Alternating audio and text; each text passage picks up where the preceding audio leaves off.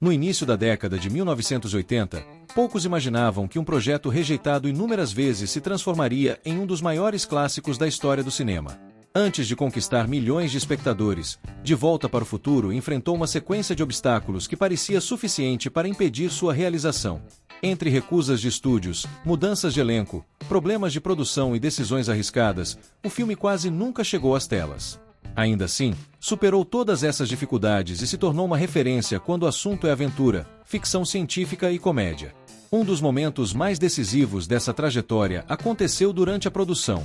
Após mais de 5 semanas de gravações, o diretor Robert Zemeckis tomou uma decisão extremamente difícil: substituir o ator que interpretava Marty McFly e refazer boa parte das cenas já filmadas.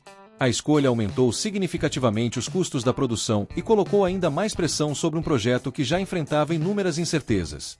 As dificuldades, porém, haviam começado muito antes das filmagens. O roteiro escrito por Robert Zemeckis e Bob Gale percorreu diversos estúdios de Hollywood e acumulou mais de 40 recusas. Muitos executivos acreditavam que a história era estranha demais para o público da época. Outros consideravam arriscada a combinação de humor, viagem no tempo e relações familiares, principalmente por causa da situação em que o protagonista encontra seus próprios pais durante a adolescência. Mesmo diante de tantos obstáculos, o longa estreou em 1985 e rapidamente conquistou espectadores em todo o mundo. O sucesso nas bilheterias consolidou um modelo de blockbuster capaz de unir aventura, humor e ficção científica em uma narrativa extremamente bem planejada.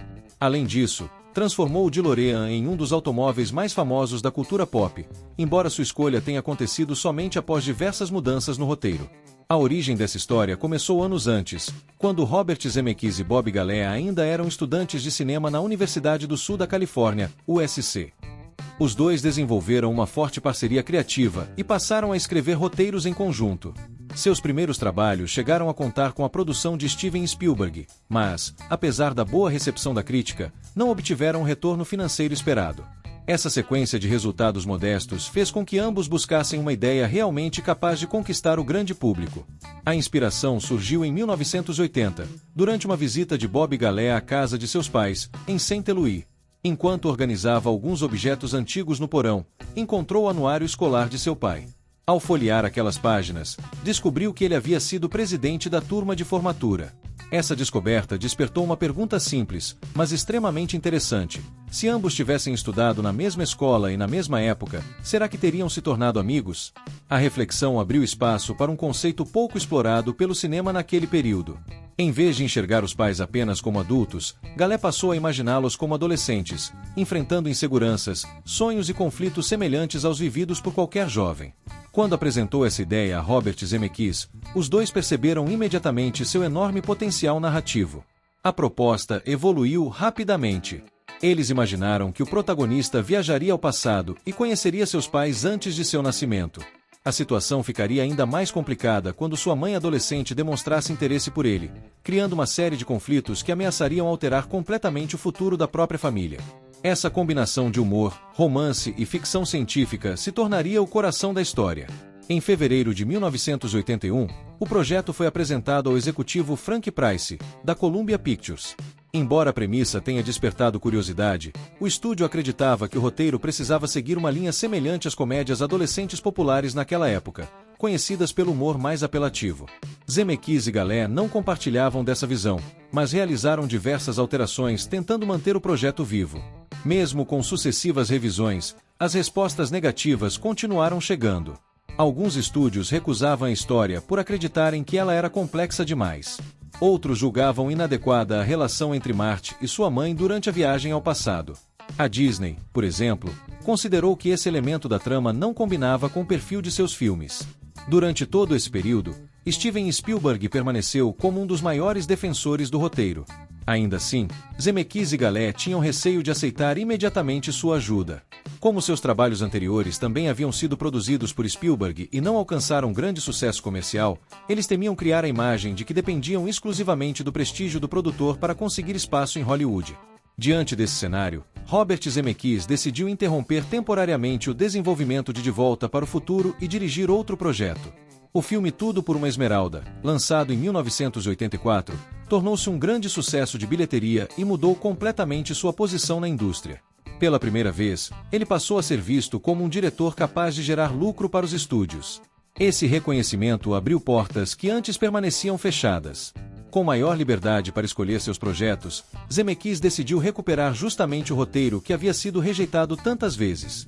A produção foi então encaminhada para a Amblin Entertainment, empresa de Steven Spielberg instalada dentro da Universal Pictures. Finalmente, a história encontrava um ambiente favorável para sair do papel, embora ainda enfrentasse importantes mudanças antes do início das filmagens.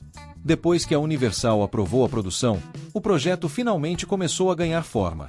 Ainda assim, algumas decisões tomadas durante essa fase quase mudaram completamente a identidade do filme. O presidente do estúdio, Sid Sheinberg, aprovou o roteiro, mas apresentou sugestões que alterariam elementos importantes da história. A primeira delas dizia respeito ao título. Na opinião do executivo, De Volta para o Futuro poderia causar confusão no público.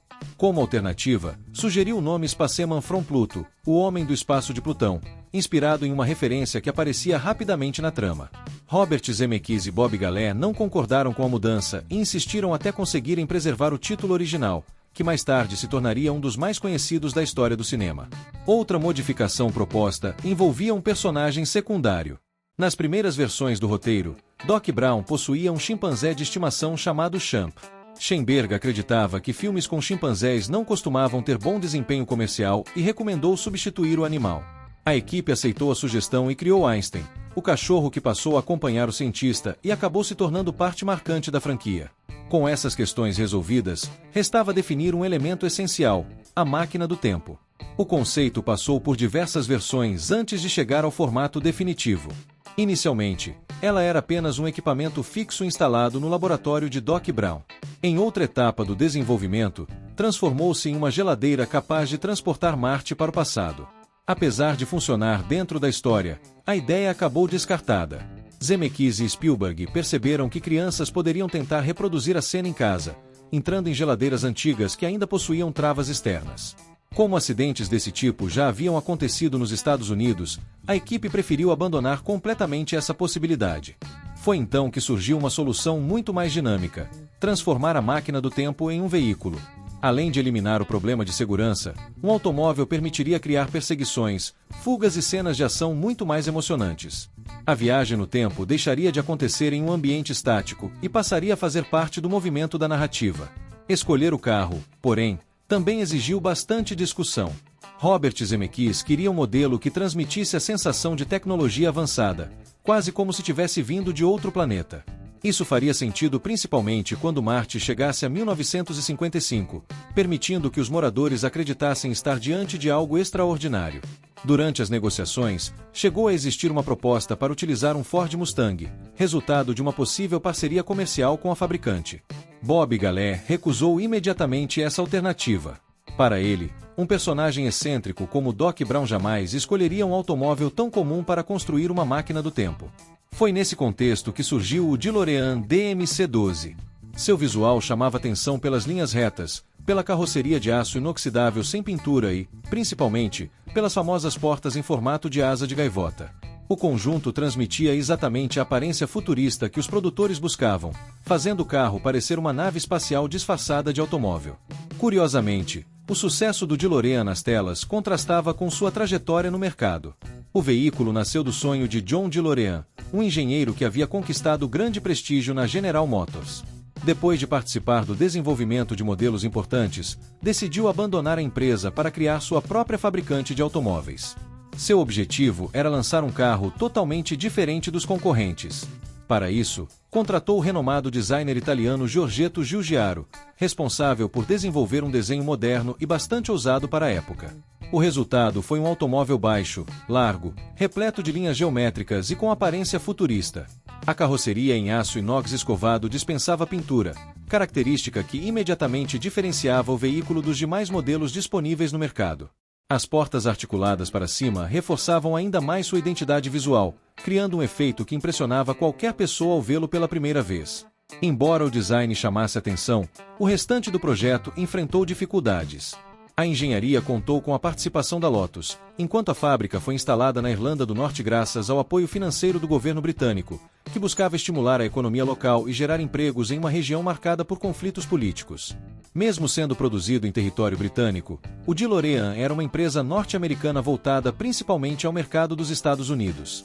Seu nome, DMC-12, fazia referência ao preço inicialmente planejado para o veículo, cerca de $12 mil, valor que acabou não sendo mantido. Quando finalmente chegou às concessionárias, o automóvel não correspondeu às expectativas. O visual continuava impressionando, mas diversos consumidores reclamavam do acabamento, do desempenho mecânico e da potência inferior ao que sua aparência sugeria. O contraste entre design e desempenho prejudicou as vendas desde o início. A situação financeira da empresa piorou rapidamente. Pouco mais de 9 mil unidades foram produzidas antes da interrupção definitiva da fabricação, em 1982. No mesmo período, John DeLorean acabou envolvido em uma investigação conduzida pelo FBI, sendo acusado de participar de uma negociação relacionada ao tráfico de drogas na tentativa de salvar sua companhia. Embora tenha sido absolvido posteriormente, o caso recebeu enorme repercussão internacional. Para Robert Zemeckis e Bob Galé, toda essa história apenas aumentava o fascínio em torno do carro. Além da aparência futurista, o DeLorean carregava uma aura de mistério, controvérsia e excentricidade que combinava perfeitamente com a personalidade do cientista Doc Brown e ajudava a tornar a máquina do tempo ainda mais memorável para o público. Mesmo com a aprovação do projeto e a definição dos principais elementos da história, a produção ainda enfrentaria um dos momentos mais delicados de todo o processo. O maior desafio estava justamente no protagonista. Desde o início, Robert Zemeckis e Bob Galé acreditavam que Michael J. Fox era o intérprete ideal para viver Marty McFly. O ator possuía exatamente o perfil que imaginavam para o personagem: carismático, engraçado e capaz de equilibrar humor com momentos de tensão. Entretanto, havia um obstáculo importante.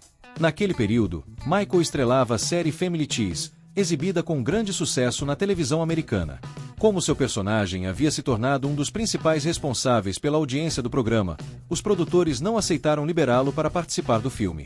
Sem sequer ter acesso ao roteiro, o ator permaneceu comprometido exclusivamente com a série. Sem alternativas, a produção escolheu Eric Stoltz para assumir o papel principal. Reconhecido por atuações dramáticas, ele iniciou as filmagens e gravou diversas sequências importantes. No entanto, à medida que o material era analisado, Robert Zemeckis percebeu que o resultado não correspondia ao tom pretendido para a história. Stoltz interpretava Marty de forma excessivamente séria, enquanto o roteiro dependia de espontaneidade, humor e um comportamento mais leve diante das situações absurdas provocadas pelas viagens no tempo. Após várias semanas de gravação, o diretor tomou uma decisão incomum para uma produção daquele porte: substituir o protagonista e recomeçar grande parte das filmagens. A escolha elevou significativamente os custos e tornou o cronograma ainda mais apertado, mas acabou sendo considerada essencial para preservar a identidade do filme. Coincidentemente, nesse mesmo período, a situação de Michael J. Fox mudou. Com o retorno de uma das atrizes da série após a licença maternidade, sua agenda ficou um pouco mais flexível, permitindo que finalmente recebesse autorização para participar do longa. A única condição era manter prioridade absoluta às gravações da televisão. A rotina que se seguiu foi extremamente desgastante. Durante o dia, Michael permanecia nos estúdios da série. Assim que encerrava seu expediente, deslocava-se imediatamente para o set de Volta para o Futuro, onde gravava até altas horas da madrugada. Em diversos dias, sua jornada ultrapassava 18 horas consecutivas de trabalho. Apesar do desgaste físico, sua atuação entregou exatamente a energia que os produtores buscavam desde o início. Enquanto as gravações avançavam, outras mudanças importantes também aconteceram no roteiro. Originalmente, o retorno de Marty ao futuro aconteceria durante um teste nuclear realizado no deserto de Nevada. A explosão serviria como fonte de energia necessária para ativar a máquina do tempo. Porém, a sequência exigiria um investimento muito elevado e acabou sendo abandonada. No lugar dessa ideia surgiu uma solução muito mais simples e eficiente: utilizar o raio que atingia a torre do relógio da cidade. Além de reduzir custos, essa alternativa aumentava a tensão dramática e conectava diretamente o desfecho aos acontecimentos apresentados desde o início da narrativa. O resultado tornou-se uma das cenas mais memoráveis de toda a franquia. Os efeitos especiais também exigiram grande criatividade. Para reproduzir as marcas de fogo deixadas pelos pneus do DeLorean durante as viagens temporais, a equipe utilizou um equipamento que espalhava combustível inflamável sobre o chão exatamente na largura das rodas do carro. Depois que o veículo saía de cena, as linhas eram incendiadas, criando o famoso rastro de chamas visto no filme. Já os clarões, raios e explosões luminosas que acompanham o desaparecimento do automóvel foram produzidos posteriormente pela Industrial Light and Magic, ILM.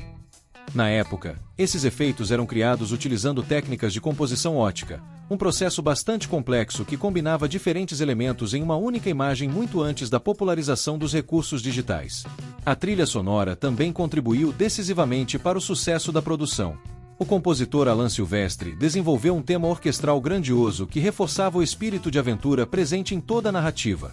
Paralelamente, a banda Huey Lewis and the News gravou The Power of Love, música que rapidamente alcançou enorme popularidade e acabou se tornando uma das marcas registradas do filme. Lançado em julho de 1985, De Volta para o Futuro superou todas as expectativas. O excelente desempenho nas sessões de teste convenceu a Universal a antecipar sua estreia, decisão que se mostrou acertada. O longa permaneceu várias semanas liderando as bilheterias, encerrou o ano como a produção de maior arrecadação nos Estados Unidos e alcançou enorme sucesso internacional. O reconhecimento também chegou durante a temporada de premiações. O filme recebeu indicações ao Oscar e conquistou importantes troféus técnicos, consolidando sua posição entre as grandes produções da década de 1980. Inicialmente, Robert Zemeckis e Bob Gale não planejavam produzir continuações. A cena final, em que Doc Brown retorna afirmando que os filhos de Marty precisavam de ajuda, havia sido concebida apenas como uma brincadeira. Contudo, o enorme sucesso comercial despertou o interesse do estúdio em expandir a história, dando origem aos 2 filmes seguintes. As sequências foram desenvolvidas praticamente em conjunto. Na parte 2, a narrativa transporta Marty para o ano de 2015, apresentando uma visão futurista repleta de invenções criativas. Entre elas, destacou-se o Overboard, uma prancha flutuante que levou muitas pessoas a acreditarem que realmente existia. A própria equipe brincou com esse rumor em entrevistas, aumentando ainda mais a curiosidade do público. Para criar a ilusão de voo, os atores eram sustentados por cabos que posteriormente eram removidos durante a pós-produção, utilizando uma das primeiras aplicações desse tipo de tecnologia no cinema. Outros recursos inovadores permitiram que o mesmo ator aparecesse interpretando diferentes versões do personagem na mesma cena, graças ao uso de sistemas avançados de controle de movimento das câmeras. A terceira parte levou Marty e Doc Brown ao Velho Oeste, concluindo a trilogia sem abandonar a preocupação com a continuidade narrativa. Ao longo dos 3 filmes, pequenas alterações provocadas pelas viagens no tempo repercutem em diversos acontecimentos posteriores.